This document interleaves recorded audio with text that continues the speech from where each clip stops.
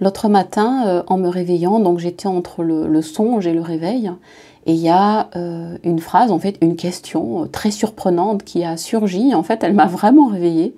Et cette question, c'était qu'est-ce que tu préfères, Corinne? Être bien, le bien-être ou la folie?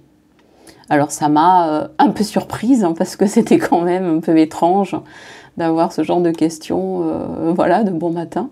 Et ça m'a vraiment réveillée au sens propre comme au figuré. Vraiment, ça m'a assise. Vraiment, ça m'a assise.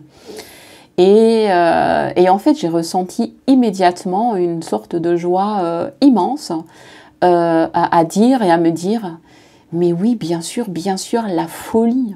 Évidemment, la folie, comme si j'avais laissé ça de côté, et être folle de vie, d'envie, et effectivement, tant pis ou tant mieux si au passage ça fait un peu mal, ça fait un peu bizarre, mais si ça rend juste toute pleine de vie, toute bien vivante, toute bien vibrante. Et c'est vrai que, à bien y penser, juste après, je me suis dit, c'est vrai que la folie représente avec l'argent, le sexe et le pouvoir des tabous majeurs, des peurs ancestrales, des hontes ultra puissantes chez certains, en tout cas dans les inconscients collectifs, qui nous brident depuis fort longtemps, je dirais depuis la nuit des temps. Et dans toutes ces histoires, dans tous les « il était une fois », moi, je me souviens directement ou indirectement avoir reçu aussi ces injonctions indirectes, surtout ne pas être folle, surtout ne pas paraître, on va dire, débordante ou avec ce brin de folie qui pourrait être identifié ou catalogué comme, je dirais, inacceptable ou vivre évidemment le bannissement, voire l'enfermement, parce qu'à la clé, il y a bien sûr bannissement et rejet, enfermement. Alors bien sûr, là je ne parle pas de la folie sur un plan, on va dire, clinique, ou toutes les représentations qui peuvent aller avec, voilà, au cours des temps. Et là je parle voilà, de la folie humaine sur un plan quotidien, propre à chacun, une sorte de folie de vivre partagée.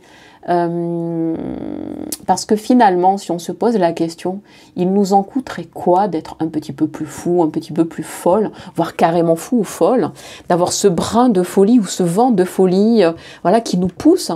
Et en fait, ou simplement, c'est peut-être par la folie, des fois on parle de motivation, mais est-ce que c'est pas la folie qu'il faut en fait travailler pour allumer les regards, pour enflammer les cœurs sans les brûler, pour délier les langues sans qu'elles ne piquent ou ne jugent, mais en tout cas pour amener peut-être ce supplément d'âme et de lumière finalement, et ce supplément peut-être de bon sens et de conscience.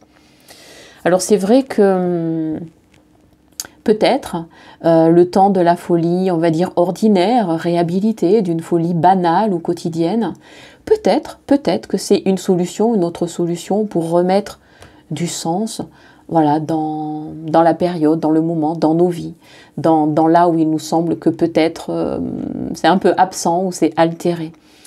Et il se pourrait bien que la folie, en tout cas je t'invite à y réfléchir, soit la meilleure chose à être, à vivre, à oser être, à restaurer, pour peut-être par la folie remettre en ordre et en harmonie le monde en nous et autour de nous.